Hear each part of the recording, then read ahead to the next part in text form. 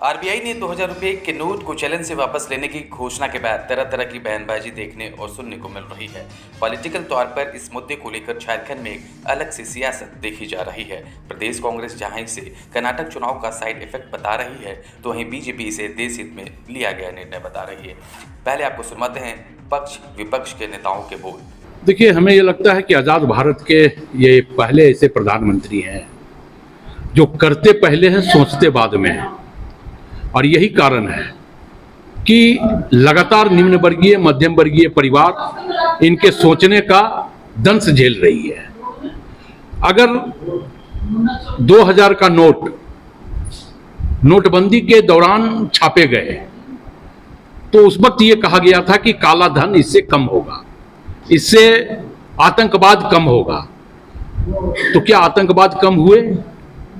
भ्रष्टाचार रुकी? देश की अर्थव्यवस्था मजबूत हुई? तो कहीं ना कहीं मुझे यह लगता है कि आखिर 2000 नोट जब का कोई उद्देश्य ही नहीं था, तो फिर 2000 नोट को छापने में जो 21,000 करोड़ रुपए का खर्च आया, ये खर्च का क्या मतलब और मायने है? ये तो प्रधानमंत्री जी को बताना चाहिए कि लगातार ये देश की जनता को दंश झेलने पर क्यों मजबूर कर रहे हैं। हमें यह लगता है कि ये कर्नाटक चुनाव का साइड इफेक्ट है। कर्नाटक चुनाव हार और भारतीय जनता पार्टी का विचलित होना, और इस विचलितपन में इस तरह के फैसले लिए जाते हैं। क्योंकि अभी मध्य प्रदेश, राजस्थान, छत्तीसगढ़ जैसे बड़े राज्यों के भी चुनाव हैं। जब 2016 में नोटबंदी हुई तो उत्तर प्रदेश में चुनाव थे। तो कहीं ना कहीं ये चुनावों के समीकरण यह बताते हैं कि देश की अर्थव्यवस्था चाहे कितना भी नीचे गिर जाए, लेकिन प्रधानमंत्री की सोच वही की वही रहेगी कि हम निम्न वर्गीय मध्यम वर्गीय परिवार के लोगों को लगातार प्रताड़ित करते रहे। बीजेपी तो कह रही है आम आदमी के पास 2000 का नोट ही नहीं है। तो जब नोट नहीं है, भारतीय जनता पार्टी अगर इस बात को कह रही है, तो जो नोट छपे वो नोट कहाँ गए? या तो वो नोट माननीय प्रधानमंत्री के मित्र ललित मोदी, नीरव मोदी, मेहुल चौकसी लेकर के भाग गए।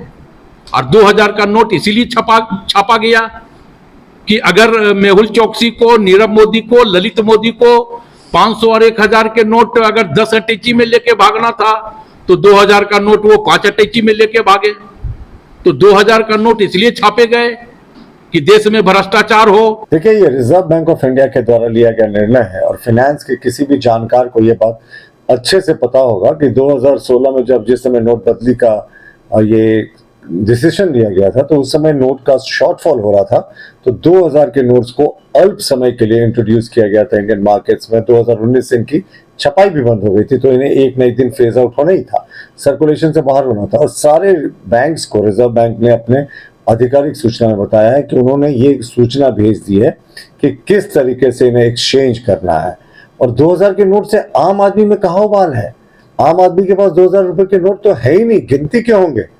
लेकिन उन दलों में जरूर उबाल है जिन्होंने शायद 2000 रुपए के नोट्स के जरिए ब्लैक मनी बड़े पैमाने पर होर्डिंग करके रखा है। मैं तो कुछ दलों के नेताओं के रिएक्शन को देख रहा था, देखकर बड़ी हंसी आ रही थी। ऐसा लग रहा था उनके चेहरे पे दुख का पहाड़ टूट पड़ा हो, और शायद इस डिसीजन ने उन्हें वही सबसे ज्यादा हिट किया है जहां उन्हें सबसे ज्यादा दर्द हो रहा है।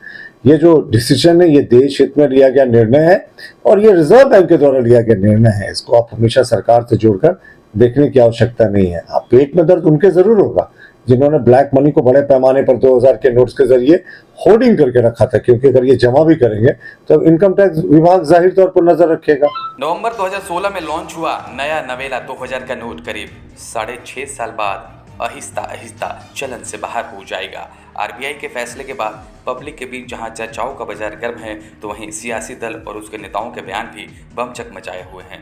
खैर, ये भी समझना जरूरी है कि आरबीआई ने अपने आदेश में ऐलान किया है कि ये 2000 रुपये के ये नोट क्लीन नोट पॉलिसी के तहत सर्कुलेशन से बाहर किए जा रहे हैं, लेकिन ये अमान्य नहीं होंगे और लोग इन्हें 30 सितंबर तक बैंकों में जाकर बदल सकेंगे या जमा कर सकेंगे।